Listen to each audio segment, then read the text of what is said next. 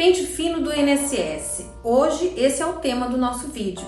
Nós vamos abordar as repercussões da medida provisória número 1113, que foi publicada no dia 20 de abril de 2020, agora pouquinho recente. Mas antes de mais nada, vocês precisam entender o que é o pente fino. Pente fino, na verdade, é um nome que nós chamamos para aqueles pedidos de revisão que o próprio INSS chama para rever a situação de regularidade de alguns benefícios. São benefícios por incapacidade na grande maioria, auxílio-doença, aposentadoria por invalidez, pessoas que têm uma isenção por imposto de renda, por exemplo, a própria pensão por morte, o BPC, que é o nosso benefício de prestação continuada, que vem da LOAS, a Lei Orgânica de Assistência Social, enfim. Isso é o pente fino, nada mais é do que uma revisão, uma reivindicação do INSS, chamando essas pessoas por carta, por notificação, que já recebem benefícios, para reavaliarem as suas condições.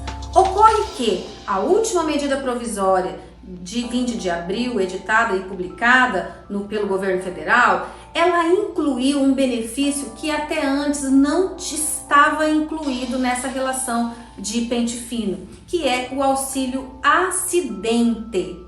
O auxílio acidente não é um benefício de caráter remuneratório, ou seja, ele não visa a substituição do salário do trabalhador. Até porque quem recebe auxílio acidente, ele pode continuar inclusive trabalhando, porque não necessariamente essa pessoa está incapacitada totalmente para o trabalho. O auxílio acidente é um benefício de natureza indenizatória, ou seja, uma pessoa que tenha se acidentado, seja por acidente de trabalho ou não, por um acidente de qualquer natureza, e que tenha ficado com uma sequela definitiva. Vamos supor uma pessoa que amputou o seu braço ou a sua perna, ou teve um rompimento de um tendão que tenha inviabilizado e alterado a sua capacidade. Essa pessoa pode trabalhar em outra atividade, mas não naquela que ela desenvolvia por conta dessa sequela definitiva. Pois bem, esse é o auxílio acidente. Até por isso é que o auxílio acidente ele tem um fator de coeficiente de 50% do salário de benefício, ou seja, ele tem um valor reduzido porque ele tem uma natureza indenizatória, ou seja, compensar o trabalhador por aquela sequela que reduziu a sua capacidade.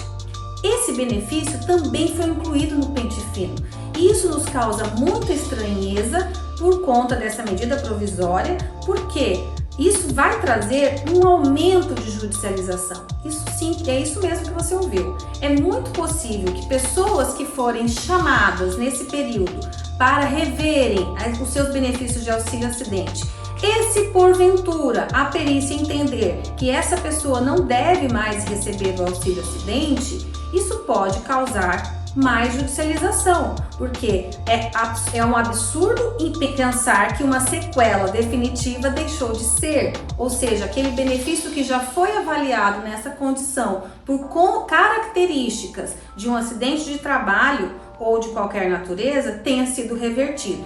A própria lei já coloca nessa possibilidade porque sabe, por entendimento da legislação e dos próprios fatos ligados à medicina, que essas sequelas não são possíveis de serem revertidas. Então, esse é um primeiro ponto da medida provisória 1113 que está sendo colocada já em vigor e que pode trazer mais judicialização. Pessoas que estiverem nessa situação devem ficar atentas para avaliarem e, se for o caso, procurarem um profissional. O segundo ponto dessa medida provisória, que também é passível de estranhamento, é a análise de recursos pelos próprios peritos médicos federais. Ou seja, as pessoas que tiverem os seus benefícios por incapacidade indeferidos por conta da incapacidade não ter sido analisada de forma positiva, no sentido de considerar a incapacidade para o segurado, se o perito médico disse que ele não estava incapaz, em caso de recurso administrativo, o que era para ser avaliado pelo Conselho de Recursos da Previdência Social De acordo com a medida provisória, quem vai definir isso é o próprio perito médico federal, ou seja, é um contrassenso e incoerência, uma vez que não pode ser feita análise pela mesma pessoa que indeferiu. Isso fere um princípio constitucional, inclusive do duplo grau de jurisdição, e o próprio princípio da Previdência Social, que é levar ao conselho por uma gestão de colegiado que vai fazer a análise desse recurso administrativo. E o terceiro ponto que eu quero trazer para vocês sobre a medida provisória 1113 é a análise da via documental. Este é um ponto que me parece favorável para o segurado. O problema é que ele deveria estar ajustado, caso seja aprovado uma lei, que essa análise documental seja feita pela perícia e não por um servidor. Porque o que a medida provisória traz é que a análise documental vai ser feita pelo próprio INSS. Ora, se nós já estamos com uma escassez muito grande de servidores para análise de benefícios em geral, imagina colocar mais essa demanda para os servidores analisarem documentos médicos. Isso tem que ser feito por um profissional médico que vai avaliar a documentação apresentada.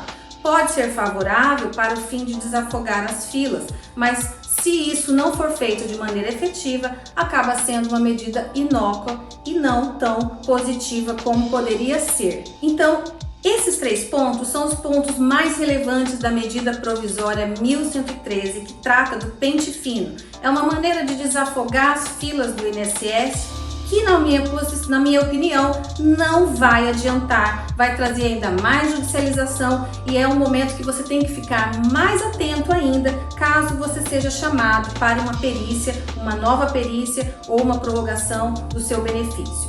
Então, se você gostou desse vídeo, eu peço que você curta o nosso canal, ative as notificações para que você continue recebendo vídeos como esse. Esse é o canal da Educação Previdenciária. O nosso objetivo aqui é oferecer conteúdo, informação e esclarecimento para todas as pessoas, independente se são pessoas ligadas ao direito previdenciário ou não, porque o direito previdenciário ele tem um caráter protetivo e social.